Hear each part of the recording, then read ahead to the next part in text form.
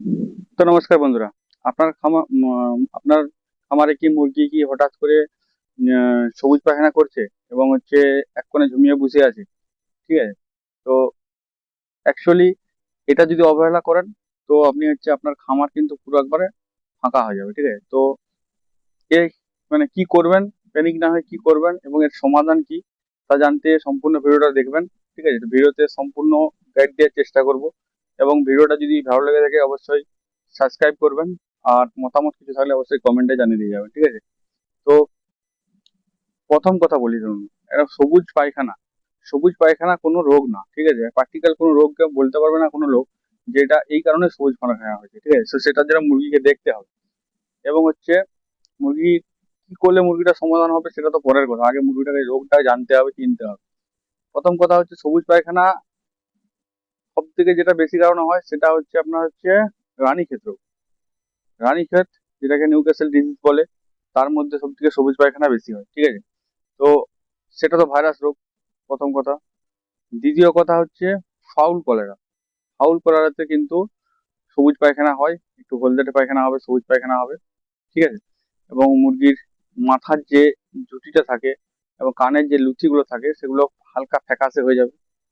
আর third হচ্ছে আপনার হচ্ছে মুরগি কোনো খাবার খাবার দিচ্ছেন আপনি মুরগিকে, মানে সে খাবারটা খারাপ, বা মুরগি ছেড়ে দিয়েছেন চড়ে খায়, তো সে কিছু পচা খাবার খেয়ে নেয়। ঠিক আছে।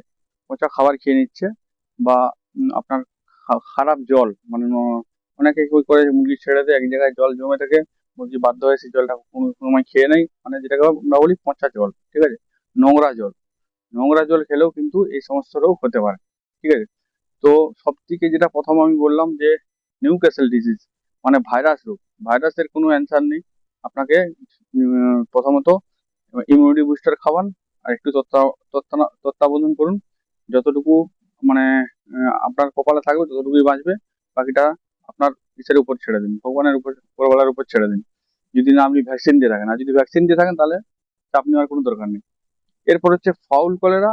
আর যেটা বললাম যে আপনি কিছু ভুল খাবার খেলে, যেটা নোংরা খাবার খেলে যেটা হয় সেটা আজকের কথা হবে। তো এইসব যদি হয়, তো আপনি যদি যাই কিছুই করুন, অনেক লোকে দেখবেন মুরগি, বাড়িতে মুরগি আছে, এর কাছ থেকে তার কাছ থেকে ওর কাছ থেকে খবরাখবর নিচ্ছে, দাদা কি ওষুধ খাওয়াবো, একটার পর একটা, একটার পর ওষুধ খাইয়েই যাচ্ছেন, কিন্তু কাজ কিছু হচ্ছে না। ঠিক আছে। কাজ কিছু হচ্ছে না, ওষুধ খাইয়েই যাচ্ছেন। তো প্রথম কথা, আজকে এই চ্যানেলে যারা নিত্য নতুন ভিডিও দেখেন তাদের আজ অব্দি মানে অনেক মুরগি রিকভারি হয়তো হয়েছে আমাদের এই ভিডিও দেখে। অনেক ভাইরা বলে, যখন আমরা যাই মার্কেটে কোথাও দেখা হয়, অনেক ভাইরা বলে যে দাদা উপকার হয়, দাদা মুখ হয়তো শুকায়। কিন্তু ফুল ভিডিও দেখতে হবে, ফুল ভিডিও কি বলতে চাইছি, ফুল ভিডিওটা কিছু মিস রয়ে গেল নাকি সেটা আপনাকে জানাতে হবে, বুঝাতে হবে। আমিও একটা মানুষ, ধরুন কখনো কখনো মিস, মানে হয়তো কিছু বলতে ভুলে গেছি, তো সেটা আপনাকে জানাতে হবে যে দাদা এইটুকুটা বাকি রয়ে গেল বা কিছু। তার জন্যই বলি কমেন্টে মতামত অবশ্যই দিয়ে যাবেন। ঠিক আছে। যেমন তারপর হচ্ছে, এবার হচ্ছে আপনার হচ্ছে মেন হচ্ছে মুরগির উপর নজরদারি। মুরগির উপর যদি আপনি না নজর রাখবেন, আপনার মুরগি কেমন পায়খানা করছে, মুরগি কেমন আছে, কি অবস্থায় আছে, সেটা যদি আপনি না নিজেই জানেন, আপনি যখন জানতে পারবেন তখন লাস্ট স্টেজ, মানে কোনো করার অপশন থাকবে না। তো এই ভুলগুলাই খামারিরা করে, যারা চাষি হয় তারা এই ভুলগুলাই করে, মুরগিটা দিকে নজর রাখে না। মুরগিটা যখন লাস্ট স্টেজ, উঠতে পারছে না, চলতে পারছে না, সাধারণভাবে মানুষেরও কি হয়, যখন অতিরিক্ত বার পায়খানা করে তখন কি হয়, সেই মানুষটা কিন্তু হাঁটা চলা কি আর আগের মতন সেই ক্ষমতা থাকে? সেরকম একটা মানে ছোট একটা অবলা প্রাণী, সে আর তার কতটুকু আর পাওয়ার, কতটুকু আর ক্ষমতা। তো সেই ক্ষেত্রে সেও হচ্ছে বেশি অতিরিক্ত বার পায়খানা করার পর তারও শরীর কিন্তু দুর্বল হয়ে পড়ে, তখন কিন্তু সে আস্তে আস্তে আস্তে মৃত্যুর মুখে চলে যায়। এবং সেটা আমরা নিজেরাই দায়ী তাকে মৃত্যুর মুখে ঠেলে দেওয়ার জন্য। যদি আমরা আগে থেকে তাকে দেখি এবং সঠিক যদি ট্রিটমেন্ট করা হয়, তাহলে অবশ্যই কিন্তু সে রিকভারি হবে। তো আজকের ভিডিওটা এটা নিয়েই। ঠিক আছে। তো প্রথম কথা বলি যে নিউক্যাসল ডিজিজ বললাম, ভাইরাসের কোনো অ্যান্সার নেই, তো ভাইরাসের চ্যাপ্টার এখন ক্লোজ। পরে কথা ফাউল কলেরা হোক বা কিছু খাবার ভুল করে খেয়ে নাও, ঠিক আছে, যেটাই হোক, কিন্তু একটা ট্যাবলেট মাত্র 10 টাকা খরচা করবেন আপনি। 10 টাকাতে কিন্তু আপনার মুরগি রিকভারি হয়ে যাবে, মাত্র 10 টাকা খরচা করে। ঠিক আছে। তো ব্যাপারটা হচ্ছে শুধু ওষুধটার নাম জেনে দিলাম, খাইয়ে দিলাম, তাহলে কিন্তু হবে না। প্রথম কথা হচ্ছে আপনার নিয়ন্ত্রণ করতে হবে সবকিছু জিনিস, যেটা বললাম আপনাকে। লিভারের সমস্যা হলেও কিন্তু সবুজ পায়খানা হতে পারে। অনেকদিন যদি আপনি কৃমির ওষুধ না খাওয়ান, তাহলে কিন্তু লিভার ইনফেকশন হয়ে কিন্তু আপনার সবুজ পায়খানা হতে পারে। ঠিক আছে? তো আপনার সবুজ পায়খানা হয়েছে, আপনি প্রথমত সেই মুরগিটাকে আলাদা সরিয়ে রাখুন, অন্য মুরগির থেকে আলাদা তাকে সরিয়ে রাখতে হবে। এবং তার আগে দেখবেন যে হজম, মানে সে যেটা সকালবেলা খেয়েছে সেটা সন্ধ্যাবেলায় হজম হচ্ছে কি হয়নি। যদি হজম না হয়ে থাকে তাকে হজমের ওষুধ দিতে হবে, বা আপনি হচ্ছে লিভার টনিক আপনাকে খাওয়াতে হবে। ঠিক আছে? লিভার টনিক আপনাকে মাস্ট খাওয়াতে হবে, সেই আপনার লিভার খারাপ হলেও খাওয়াতে হবে, লিভার ভালো হলেও খাওয়াতে হবে, কৃমি হলেও খাওয়াতে হবে, ভুলভাল কিছু খেলেও খাওয়াতে হবে। লিভার টনিক মাস্ট খাওয়াতেই হবে সবুজ পায়খানাকে রিকভারি করতে গেলে। ঠিক আছে? অ্যান্টিবায়োটিক তো তার উপর ওষুধ তো খাওয়াবেন। ঠিক আছে?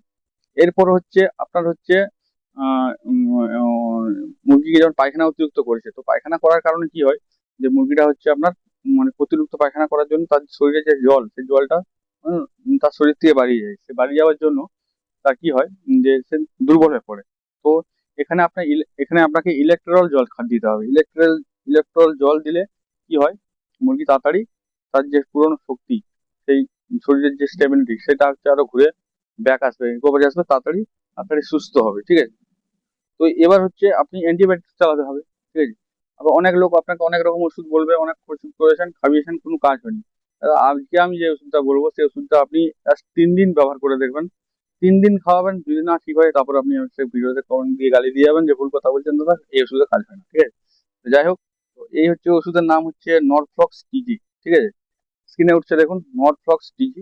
ঠিক আছে? ওষুধের নাম এটা হচ্ছে নরফ্লক্সাসিন এবং 3টা জলের কম্পোজিশন। ঠিক আছে? এটা হচ্ছে মানুষের একটা ওষুধ।